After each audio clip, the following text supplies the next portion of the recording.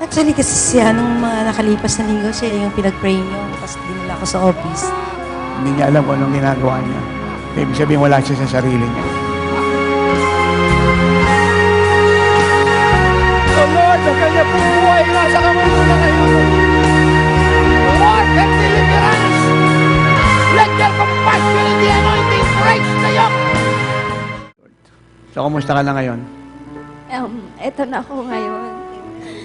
Ang dami nangyari sa akin, yung peace of mind, lahat ng worries ko, natanggal. And then, parang gustong-gusto ko laging mag-pray kasi yung magsimba.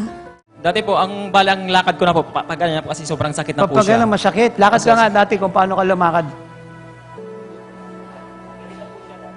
Eh ngayon? Huh. Mula pagkabata, bingi ka. Dalawang tenga. Dalawang tenga po. Na-infection po kasi. Itong kaliwat kanan, hindi nakakarinig. Mula pagkabata, 40 ka na ngayon. Anong pangalan mo? Erlinda po. Saan ka nakatira? Sa may Bulacan po. Hindi na po ito bingi.